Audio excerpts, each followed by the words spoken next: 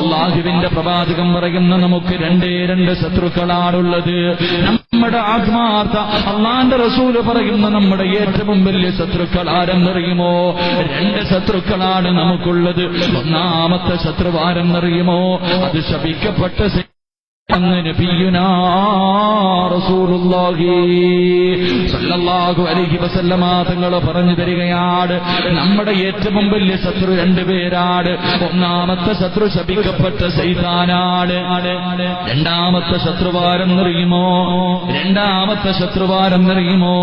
നമ്മുടെ രക്തത്തിൽ പിറന്ന മക്കളാണെന്ന് നബിയുനാ റസൂലുള്ളാഹി സ്വല്ലല്ലാഹു അലൈഹി വസല്ലമ തങ്ങൾ പറഞ്ഞു തരികയാണ്, നമുക്ക് രണ്ട് ശത്രുക്കളാണുള്ളത്. എന്റെ പ്രിയമുള്ളവരെ, ഒന്ന് ശപിക്കപ്പെട്ട ശൈത്താനാണ്, രണ്ട് നമ്മുടെ രക്തത്തിൽ പിറന്ന മക്കളാണെന്ന് പ്രവാചകം പഠിപ്പിക്കുമ്പോ എന്റെ പ്രിയമുള്ളവരെ, നമുക്കെല്ലാവർക്കും അറിയാം, ശപിക്കപ്പെട്ട ശൈത്താൻ നമ്മുടെ ശത്രുവാണ്.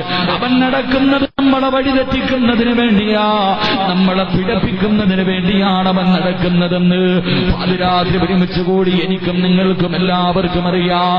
അല്ലാഹുവിന്റെ ഖുർആൻ തന്നെ പറഞ്ഞതാണല്ലോ, അല്ലാഹു തന്നെ പറഞ്ഞതാണല്ലോ, നിങ്ങൾ ശൈത്താനെ സൂക്ഷിക്കണേ, അവൻ നിങ്ങളെ വഴിപിഴപ്പിക്കാൻ നടക്കുന്നവനാണ്, അവൻ നിങ്ങളുടെ ശത്രുവാണെന്ന് ഖുർആൻ പോലും പരിചയപ്പെടുത്തുമ്പോ എന്റെ പ്രിയമുള്ളവരെ, ശൈത്താൻ ആരെന്നറിയുമോ? ശപിക്കപ്പെട്ട ശൈത്താൻ ആരെന്നറിയുമോ? അല്ലാഹുവേ, ശൈത്താന്റെ പേര് പടച്ചവനെ ഒരുപാട് പേരുകളുണ്ടായിരുന്നു. ശൈത്താൻ ഒരുപാട് പേരുകളുണ്ടായിരുന്നു. മലക്കുകളുടെ ഉസ്താദായിരുന്നു ശൈത്താൻ, എല്ലാ മലക്കുകളുടെയും ഉസ്താദായിരുന്നു ശൈത്താൻ. എന്റെ പ്രിയമുള്ളവരെ, ജിബ്രീൽ അലൈഹിസ്സലാമിനെക്കാൾ അല്ലാഹുവേ അവരുടെയൊക്കെ ഉസ്താദായിരുന്നു ശപിക്കപ്പെട്ട ശൈത്താൻ. അല്ലാഹുവിന്റെ റസൂൽ പറയുകയാണ്, ശൈത്താന്റെ അടുക്കൽ, മറ്റുള്ള ശൈത്താന്റെ അടുക്കൽ മറ്റുള്ള മലക്കുകൾ വന്നിട്ട് പറയുകയാ, അല്ലാഹു പറഞ്ഞിരിക്കുന്നു നമ്മളിൽ ശപിക്കപ്പെട്ട ഒരുത്തനുണ്ട്. അല്ലാഹു പറഞ്ഞിരിക്കുകയാണ്, മലക്കുകളിൽ ഒരു ശപിക്കപ്പെട്ടവനുണ്ടെന്ന് പടച്ചവന് പറഞ്ഞു.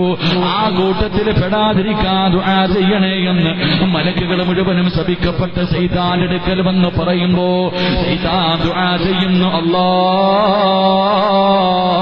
ആ ശപിക്കപ്പെട്ടവരിൽ നിന്ന് ഇവരെ നീ കാക്കണേ അല്ലാഹ്, എല്ലാവരെയും കാക്കണമെന്ന് ദുആ ചെയ്തില്ല. ആ ശപിക്കപ്പെട്ടവൻ അല്ലാഹുവോട് പറയുകയാണ്, അല്ലാഹുവേ, ഞങ്ങളുടെ കൂട്ടത്തിൽ, ഇവരുടെ കൂട്ടത്തിൽ ഒരു ശപിക്കപ്പെട്ടവനുണ്ട്, ആ മനുഷ്യനെ തൊട്ട്, ആ ശപിക്കപ്പെട്ടവനെ തൊട്ട് ഇവരെ കാക്കണേ അല്ലാഹ്. അല്ലാഹുവിന്റെ റസൂൽ പറയുകയാണ്, എന്റെ പ്രിയമുള്ളവരെ, മലക്കുകളുടെ ഉസ്താദായ ഏറ്റവും വലിയ ഉയർന്ന പദവിയിലുള്ള ശൈത്താനുണ്ടല്ലോ, അവൻ എങ്ങനെയാ ശപിക്കപ്പെട്ടതെന്നറിയുമോ? അവൻ എങ്ങനെയാണ് ശപിക്കപ്പെട്ടതെന്നറിയുമോ? എന്റെ പ്രിയമുള്ളവരെ, അല്ലാഹുവിന്റെ ഖുർആൻ പറയുകയാണ്, ഇത് ഖാല റബ്ബുക ലിൽ മലായികതി ഇന്നി ജാഇലും ഫിൽ അർളി ഖലീഫ ഖാലൂ അതജഅലു ഫീഹാ മൻ യുഫ്സിദു ഫീഹാ. അല്ലാഹു സുബ്ഹാനഹു വ തആല സർവ്വ മലക്കുകളെയും വിളിച്ചിട്ട് പറയുകയാണ്, മലക്കുകളെ, ഞാൻ മനുഷ്യനെന്ന് പറയുന്ന ഒരു വിഭാഗത്തെ സൃഷ്ടിക്കാൻ പോവുകയാണ്, ഞാൻ മനുഷ്യനെന്ന് പറയുന്ന ഒരു വിഭാഗത്തെ ജനങ്ങളെ സൃഷ്ടിക്കാൻ പോവുകയാണ്. അല്ലാഹു പറയുകയാ, അവരോട് ചോദിച്ചു നിങ്ങളുടെ അഭിപ്രായം എന്തേ? ആ സമയത്ത് മലക്കുകൾ മുഴുവനും അല്ലാഹുവിനോട് പറയുന്നു, റബ്ബേ, ഞങ്ങളുണ്ടല്ലോ പടച്ചവരെ, നിന്നെ ആരാധിക്കുന്നതിന് വേണ്ടി, നിനക്ക് നന്ദി കാണിക്കുന്നതിന് വേണ്ടി, നിനക്ക് സ്മരിക്കുന്നതിന് വേണ്ടി, നിനക്ക് ദിക്റുകൾ പറയുന്നതിന് വേണ്ടി 24 മണിക്കൂറും ഞങ്ങളുണ്ടല്ലോ പടച്ചവരെ. എന്തിനാണ് രക്തച്ചൊരിച്ചലുണ്ടാക്കുന്ന, തമ്മിലടിക്കുന്ന അല്ലാഹുവേ ഈ മനുഷ്യരെ എന്തിനാണ് സൃഷ്ടിക്കുന്നതെന്ന് ചോദിക്കുമ്പോ എന്റെ പ്രിയമുള്ളവരെ, അല്ലാഹു അവസാനം മഹാനായ അബുൽ ബസർ ആദം നബി അലൈഹിസ്സലാമിനെ സൃഷ്ടിക്കുകയാണ്. അല്ലാഹു തന്റെ കൈകൊണ്ടാണ് ആദമിനെ സൃഷ്ടിച്ചത്, അല്ലാഹു തന്നെയാണ് റൂഹൂദിയത്. പടച്ചവനെ, ആദം നബി അലൈഹിസ്സലാമിനെ സൃഷ്ടിച്ചതിന് ശേഷം അല്ലാഹു സുബ്ഹാനഹു വ തആല ആദം നബിക്ക് പടച്ചവനെ മലക്കുകൾക്ക് പോലും പറഞ്ഞു കൊടുക്കാത്ത ഒരുപാട് അറിവുകൾ പറഞ്ഞു കൊടുക്കുകയാ, ഒരുപാട് അറിവുകൾ പറഞ്ഞു കൊടുക്കുകയാ. ആദം നബി അലൈഹിസ്സലാമിന് എല്ലാ അറിവുകളും പറഞ്ഞു കൊടുത്തിട്ട്, എല്ലാ വസ്തുക്കളെ കുറിച്ച് പറഞ്ഞു കൊടുത്തിട്ട് ആദം നബി അലൈഹിസ്സലാമിന് അല്ലാഹു മലക്കുകളുടെ മുന്നിലേക്ക് കൊണ്ടുവരികയാണ്. അല്ലാഹുവിന്റെ കോടാനുകോടി മലക്കുകളുണ്ടല്ലോ, അവരെ മുഴുവനും വിളിച്ചു ചേർത്തിയിട്ട് അല്ലാഹു പറയുന്നു, ഞാൻ സൃഷ്ടിച്ച മനുഷ്യനിതാണ്, ഞാൻ സൃഷ്ടിച്ച മനുഷ്യനിതാണ്.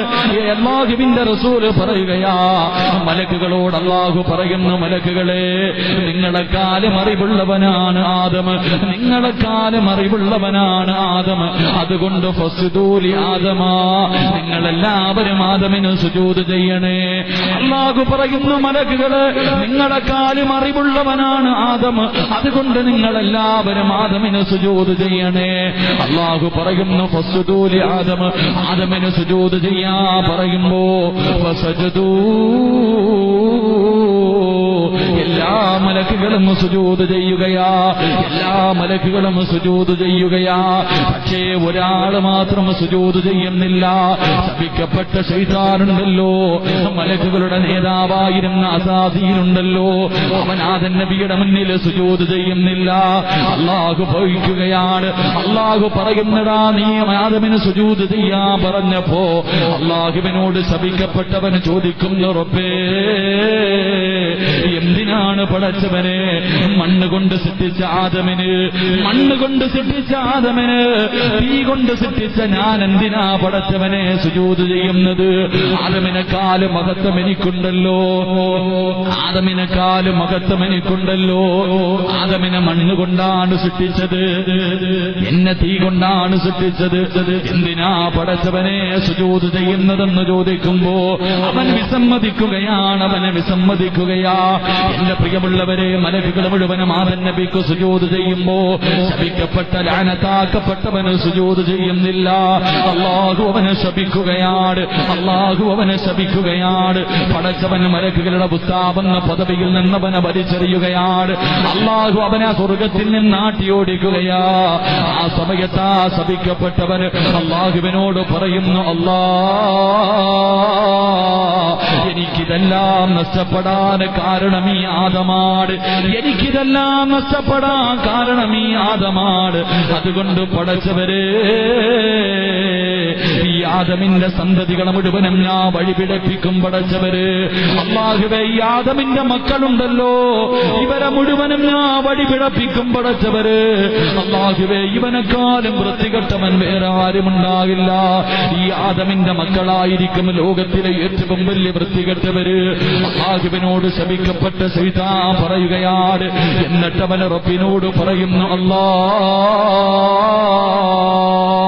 ആദമിന്റെ മക്കളെ മുഴുവനും ഞാൻ വഴിപിഴപ്പിക്കുമെന്ന് പറയുമ്പോ അല്ലാഹു പറഞ്ഞു, നിനക്കത് കഴിയില്ലടാ, നിനക്കത് കഴിയില്ലടാ.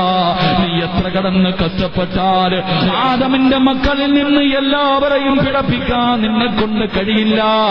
എനിക്ക് ചില